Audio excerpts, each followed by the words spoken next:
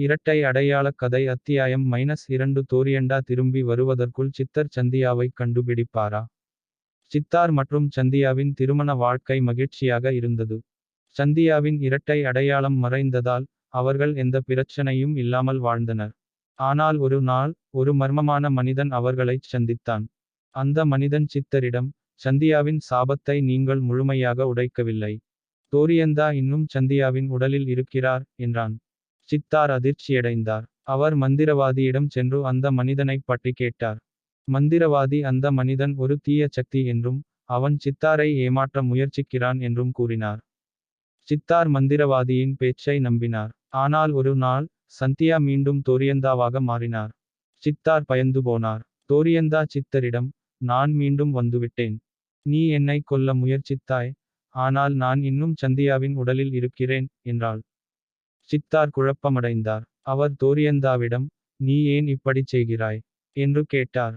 தோரியந்தா சிரித்தார். சந்தியா என் உடல், அவள் என் சக்தி. நான் அவளை ஒருபோதும் விட்டுவிட மாட்டேன் என்றாள். சித்தார் தோரியந்தாவை எதிர்க்க முயற்சித்தார். ஆனால் அவரால் முடியவில்லை. தோரியந்தா சித்தரைத் தாக்கினார். சித்தார் மயங்கி விழுந்தார். அடுத்த நாள் காலையில் சித்தார் மருத்துவமனையில் கண் விழித்தார். சந்தியா அவர் அருகில் இருந்தார். சித்தார் சந்தியாவிடம், தோரியந்தா மீண்டும் வந்துவிட்டார் என்றார். சந்தியா பயந்து போனார். அவர் சித்தரிடம், நான் உன்னை காதலிக்கிறேன். நாம் அவளை எதிர்த்து போராட வேண்டும் என்றார். ஒரு புதிய திருப்பத்தை ஏற்படுத்துகிறது. சந்தியாவின் இரட்டை அடையாளம் மீண்டும் வருகிறது. மேலும் சித்தார் மற்றும் சந்தியா ஒரு புதிய சவாலை எதிர்கொள்கிறார்கள். சந்தியாவின் இரட்டை அடையாளமான தோரியந்தாவின் மறுவருகையால் சித்தார் மற்றும் சந்தியா இருவரும் செய்வதறியாது திகைத்து நின்றனர்.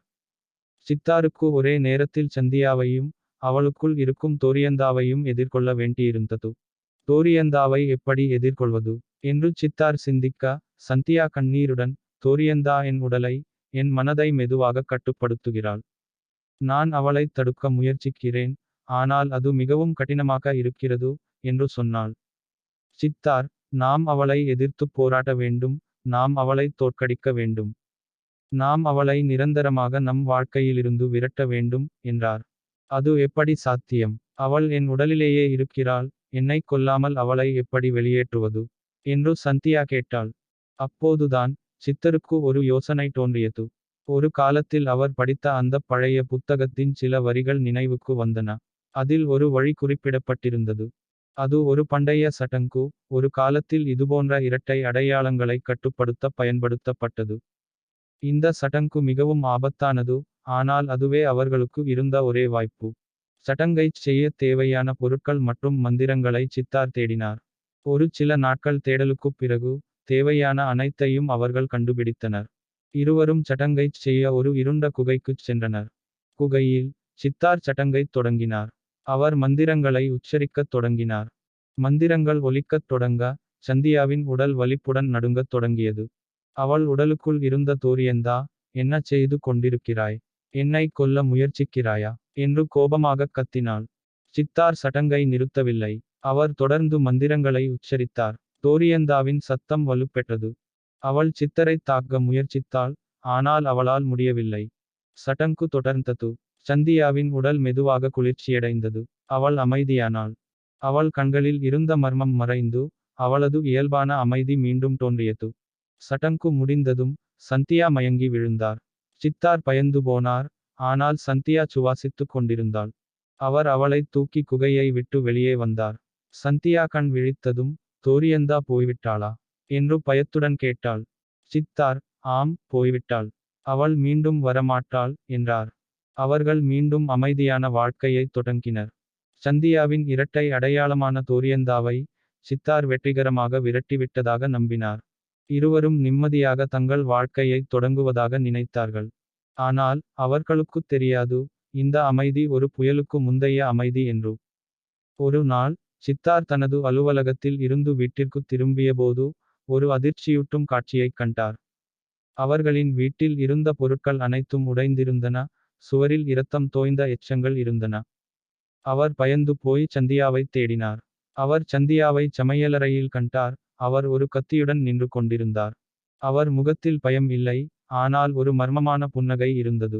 அது சந்தியாவின் புன்னகை அல்ல. அது தோரியந்தாவின் புன்னகை.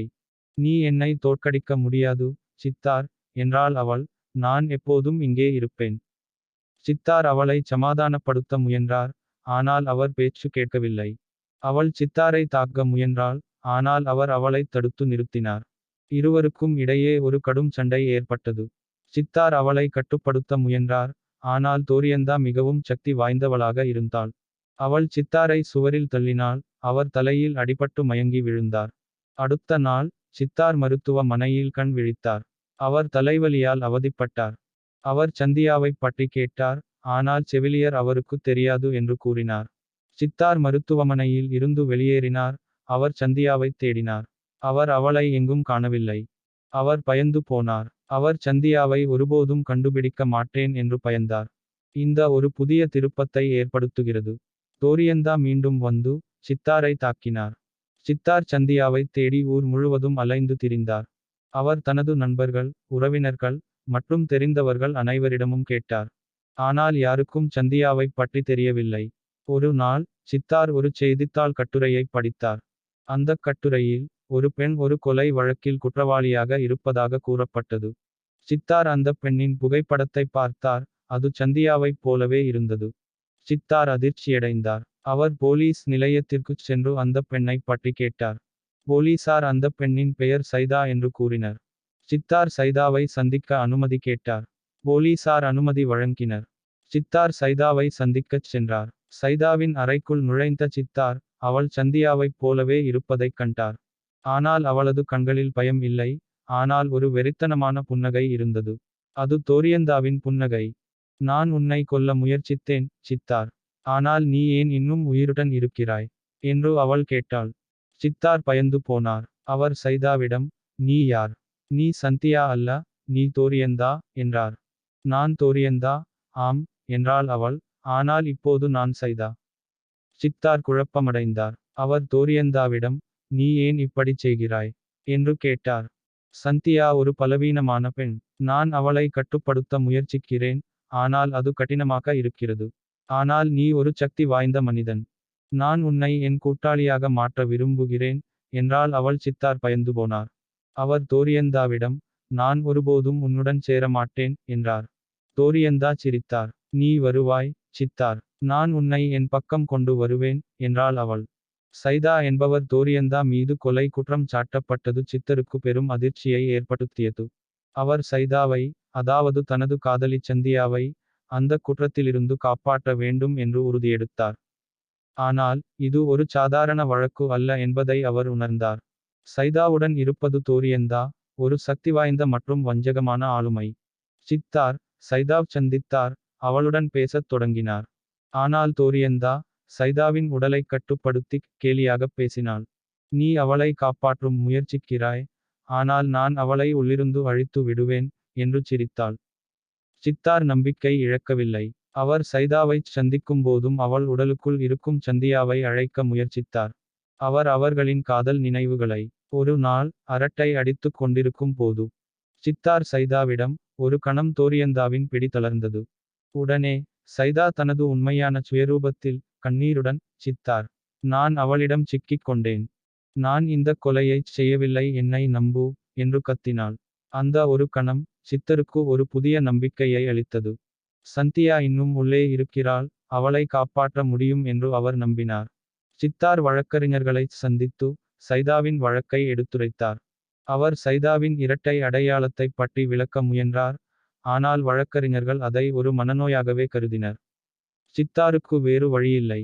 அவரே சாட்சியங்களைச் சேகரிக்கத் தொடங்கினார். கொலை நடந்த இடத்திற்குச் சென்று அங்கே இருந்த தடயங்களை ஆய்வு செய்தார். அவர் ஒரு மர்மமான கடிதத்தைக் கண்டுபிடித்தார். அது தோரியந்தாவின் கையெழுத்தில் எழுதப்பட்டிருந்தது.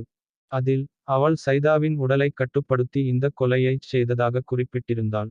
சித்தார் அந்த கடிதத்தை வழக்கறிஞரிடம் கொடுத்தார். வழக்கறிஞர் அதை நீதிமன்றத்தில் சமர்ப்பிக்கத் தயங்கினார். ஆனால் சித்தரின் பிடிவாதத்தால் சம்மதித்தார். நீதிமன்றத்தில் சித்தார் சைதாவின் இரட்டை அடையாளத்தைப் பற்றி எடுத்துரைத்தார்.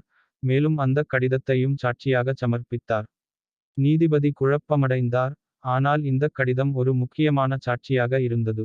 வழக்கின் விசாரணை தொடர்ந்தது. சித்தார் சைதாவை காப்பாற்ற முடியுமா? தோரியந்தா என்ன செய்வாள்? இரட்டை அடையாளக் கதை அத்தியாயம் -3 தொடரும்.